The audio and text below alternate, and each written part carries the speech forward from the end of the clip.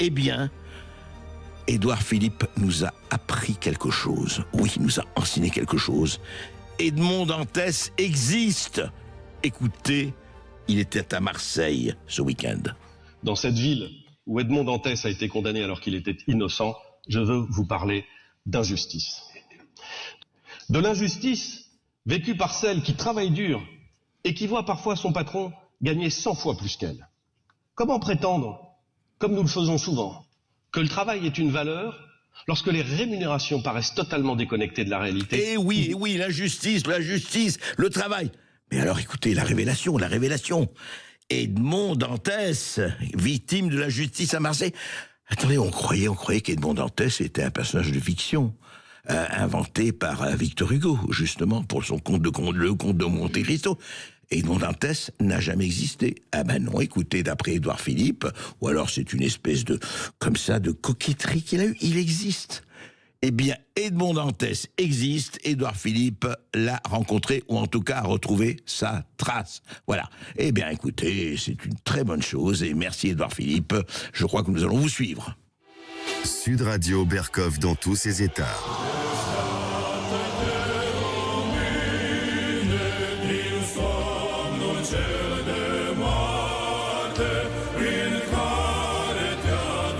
Oui, l'hymne national roumain. Alors là, très intéressant ce qui s'est passé quand même hier, second tour des élections roumaines.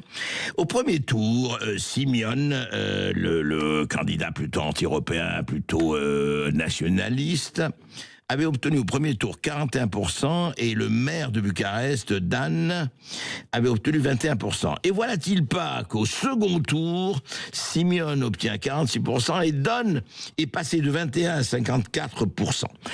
Alors, ingérence, de quoi s'agit-il?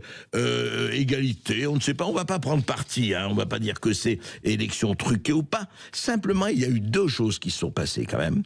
Il y a eu d'abord que le fondateur de la messagerie Telegram, Pavel Durov, a accusation très grave, il faut la prouver quand même, que la France aurait tenté par la voie de Nicolas Lerner, le patron de la DGSE, prétend, Pavel Durov lui aurait demandé de bannir sur Telegram les voix conservatrices roumaines avant les élections. Alors, il a refusé, dit-il, Pavel Durov. France Diplomatie dit que c'est absolument faux.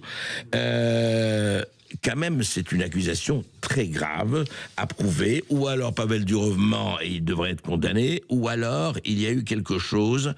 Et je vais vous dire, il y a quand même quelque chose qui est bizarre. Nous avions, vous savez très bien, nous vous avions fait entendre la semaine dernière, entre les deux tours, Valérie Hayer, députée européenne, qui disait ça. Et nos Écoutez partenaires bien. pro-européens sur le terrain vont tout faire pour s'assurer que le prochain président roumain soit pro-européen, mener une campagne active, faire prendre conscience aux Roumains, qu'ils soient en Roumanie ou la diaspora roumaine, qu'il y a un enjeu démocratique et de projet important pour l'avenir du pays et pour l'avenir de l'Europe. Soit un projet pro-européen respectueux des valeurs et de l'état de droit, soit un projet qui va venir saper l'état de droit comme Viktor Orban le fait en Hongrie, et pro-russe avec un soutien assumé à Vladimir Poutine. Voilà ce que disait Valérie Hayer. Eh ben écoutez, elle doit être heureuse aujourd'hui. Alors voilà, c'est réussi. Mais elle a dit ceci, nous allons tout faire pour que les Roumains, la diaspora roumaine, comprennent où est leur intérêt. Eh ben apparemment, ça a marché. Le reste, eh bien écoutez, les enquêtes le diront.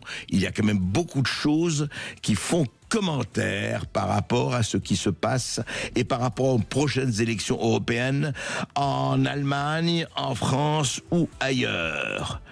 À suivre très attentivement.